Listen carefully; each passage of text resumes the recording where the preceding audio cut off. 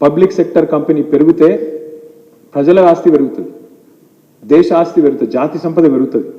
అట్లా మనం ఆలోచిస్తే కాదు ఎక్కడ నిక్షేపాలు ఉంటాయి, ఎక్కడ ఐరన్ ఓర్స్ ఉంటాయి, ఎక్కడ గనులు ఉంటాయి, ఎక్కడ బాగా సంపద ఉంటే దాన్ని ప్రైవేట్ వాళ్ళకి రాసేయాలన్న ఆలోచన వాళ్ళు చేసింది. ఇది మనకు వాళ్ళకు ఫిలసాఫికల్గా ఐడియాలజికల్గా ఉన్న తేడా.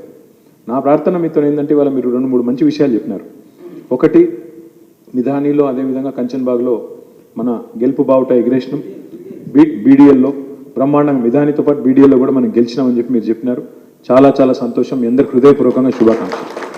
అయితే ఇది ఇక్కడితో ఆగిపోకూడదు. ఎందుకంటే ఎన్నికల్లో సరే గెలుస్తాము, అప్పుడప్పుడు ఓడిపోతాము, అప్పుడప్పుడు కింద పడతాము, అప్పుడప్పుడు లేస్తాం. అది పెద్ద ముచ్చట కాదు. ఇప్పుడు మన ప్రభుత్వం లేదు రాష్ట్రంలో, ప్రజలు బాధపడతా ఉన్నారు. ఇప్పుడు మేము అసెంబ్లీకి వెళ్ళి నేను జగదీష్ అనంత ఒకటే కారులో వచ్చినాం. మీరు నమ్మరు, నేను చెప్తే సిగ్నల్ అక్కడ ఆపి మరీ మాట్లాడిస్తున్నారు. ఆటోళ్ళు పక్కకెళ్ళి దిగొచ్చి బండి ఆపి సిగ్నల్ కాడ వచ్చి ఫోటో దిగి అన్న జల్దీ రాండ్రి, జల్దీ ఎట్లా వస్తాం రా భయ్, ఇంకా టైం ఉంది కదా అంటే ఏమన్నా ఉపాయం చూడండి.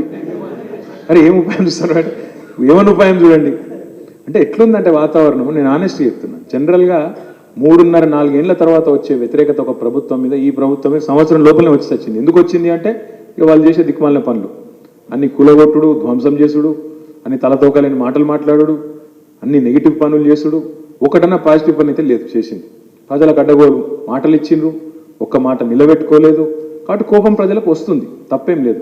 మనం చేయవలసిన పని ఏంటి అంటే ఇప్పటి నుంచి కార్మికులు ఏ రూపంలో ఉన్నా సంఘటితంగా కదలాల్సిన అవసరం మన మీద ఉంది. మీరు కార్మికులు కాదు, నాకు తెలిసి ఇప్పుడే రాంబాబు చెప్పిండు కాక, అదే అందుకే అంటున్నారు మీరంతా సేట్లు కానీ కార్మికులు కొద్దిగా హై క్లాస్ కార్మికులు అనుకుందాం, కొద్దిగా హై క్లాస్ కార్మికులు అనుకుందాం. నేను ఎందుకంటున్నా అంటే వేరే ఉద్దేశం కాదు.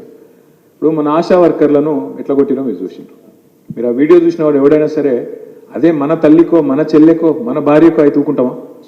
చీర గుంజుతుంటే ఎక్కి గిచ్చుతుంటే కాలు, మగవాళ్ళు, అదే మగవాళ్ళు ఆడవాళ్ళు అందరూ ఎంత అరాచకంగా ప్రవర్తించారండి.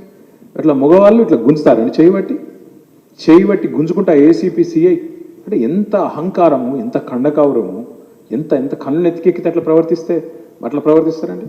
ఎందుకు జరుగుతుంది అంటే ఒకటే కారణం, యథా రాజా తదా ప్రజ అంటారు కదా. పైన ఉన్నాడు ఎట్లుంటే కింద నోడు అట్లే ఉంటాడు, పైన ఉన్నాడు అట్లే ఉన్నాడు, కళ్ళు నెత్తికెక్కి ఆయన అట్లే మాట్లాడుతున్నాడు. మీరు చూసింటారు నిన్న ఎల్ఎన్టీ అనే కంపెనీ ఉంటుంది. ఎల్ఎన్టీ మీకు తెలుసు, మీకు తెలియదు. ఎల్ఎన్టీ అనే లార్సన్ అండ్ టూబ్రో అనేది ఒక పెద్ద అంతర్జాతీయ కంపెనీగా ఎదిగింది. ఇప్పుడు ఆ కంపెనీ CFO వచ్చిండు హైదరాబాద్. వచ్చి ఆయన మాట మీద మాట వచ్చి ఏమన్నాడు, ఈ ఫ్రీ బస్సు పుణ్యమా అని మా మెట్రో తగ్గింది కొద్దిగా అన్నాడు. ఆ మాట అంటే ముఖ్యమంత్రి జైల్లో పెట్టురు అని అంటూ అంటే ఏందన్నట్టు కథ అంటే నీ అభిప్రాయం కూడా చెప్పని. అవును, లగచర్లలో రైతులు భూములు అంటే వాళ్ళని జైల్లో పెట్టి ఇప్పుడు 35 రోజులు అయింది. ఇది ఒక్కళ్ళకి జరిగింది కదా అని మనం సప్పుడేకుంటే రేపు మీకు జరుగుతుంది. నేను గది చెప్తున్నా.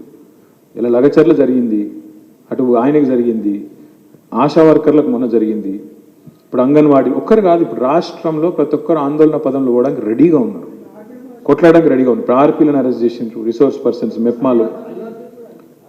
ఇక సరే ఆయన అంటే సినిమా యాక్టర్, ఆయన మంచిగా ఉంటాడు, ఏం కాదు. కానీ నేను ఏమంటున్నా, ఒక్కరు కాదు, అల్టిమేట్గా రాష్ట్రంలో ఎవరు కూడా గొంతు విప్పడానికి వీల్లేదు. సోషల్ మీడియాలో పోస్ట్ పెడితే కూడా లోపలేస్తా అనే ఒక నియంత్రణతో పోకడ నడుస్తూ ఉన్నది. దీన్ని తెలంగాణలో ఉండే పోరాట తత్వం, ఈ తెలంగాణలో ఉండే ఈ మట్టిలో ఉండే తిరుగుబాటు తత్వాన్ని అర్థం చేసుకొని మూర్ఖులేమో నేను తొక్కేస్తా, నేను రాజ్యం కదా అని కొంతమంది అనుకుంటారు పిచ్చోళ్ళు. కానీ వాస్తవం ఏంది, తెలంగాణలో ఆకలినన్నా భరిస్తాం, కానీ ఆత్మగౌరవం మీద ఎవడన్నా ఇన్సల్ట్ చేస్తే మాత్రం ఎట్టి పరిస్థితుల్లో ఒప్పుకోమని మీకు తెలిసిన వాళ్ళు పెద్ద వాళ్ళతో కొట్లాడినాం. రాజశేఖర్ రెడ్డి, చంద్రబాబు నాయుడు అటువంటి పెద్ద వాళ్ళతో కొట్లాడినాం. ఈ చిట్టినాయుడు పెద్ద అంత సీన్ లేదు, మేము సరిపోతుందని కేసీఆర్ గారి దాకా అక్కర్లేదు. నేను మీతో ప్రార్థన ఏంటంటే దయచేసి సందర్భం ఏదైనా మనం కలిసికట్టుగా కొట్లాడితేనే మనకు అందరికీ కూడా తప్పకుండా భవిష్యత్తులో ఒక ప్రజాస్వామిక వాతావరణం ఉంటుంది. అధికారం కాదు నేను చెప్పేది, అధికారం వస్తుంది కావచ్చు, పోతుంది కావచ్చు, అది నిమిత్తం లేదు. కానీ ప్రజాస్వామిక దేశంలో, ప్రపంచంలో అతిపెద్ద ప్రజాస్వామ్య దేశంలో హక్కులకు, మన పోరాటాలకు విలువ లేనప్పుడు డెఫినెట్గా అందరం నష్టపోతాం. ఒక్కలం కాదు, అందరం నష్టపోతాం.